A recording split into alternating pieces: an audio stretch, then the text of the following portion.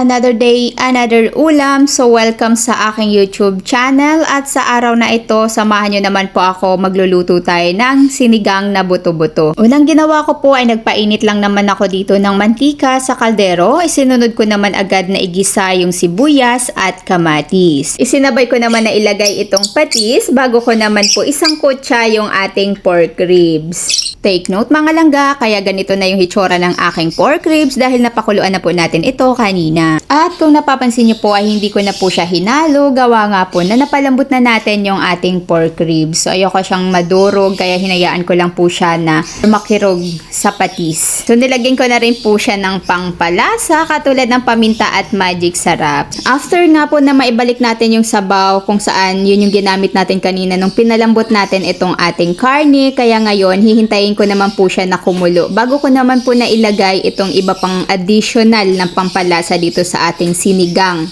So ayun na nga, naglagay na po ako dyan ng pang-asim dito sa ating sabaw. Naglalagay rin po ako ng pork cubes. Optional lang naman po ito, depende po kasi doon sa hinahanap mong lasa sa sabaw. Hinintay ko lang na matunaw yung pork cubes na nilagay ko dyan, saka ko naman po isusunod itong siling green. Syempre hindi mawawala sa sinigang itong ating mga pangpaanghang. Pero dahil nga katulad ng sinasabi ko po sa inyo na hindi po lahat sa amin ay kumakain ng maanghang, kaya po hindi ko muna dinurog yung siling green at yung siling pula. Ayan, syempre para makompleto itong ating sinigang na pork ribs, inilagay ko na rin po itong ating gulay. Pechay bagyo kung tawagin pala po ang aming ginagamit dito. Depende din naman po kung ano yung gusto nyo. Pwedeng kangkong, pwedeng pechay Tagalog. Pero sa pagkakataong ito, mas mura kasi yung pechay bagyo. Kaya ito po yung aming ginamit.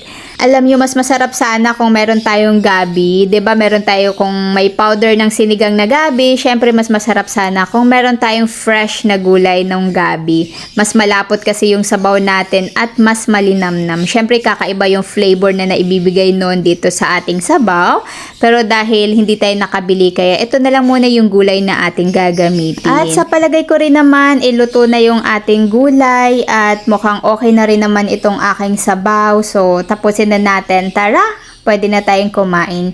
At kung bago ka nga lang po dito sa aking channel, makikisuyo na rin po ako. Please, palike na rin ako, pa-comment, at pa-hit na rin po ng bell notification para updated ka po sa lahat ng aking mga ganap sa buhay. Syempre, lalo na sa aking mga niluluto. That's all mga langga. Thank you for watching. Bye-bye!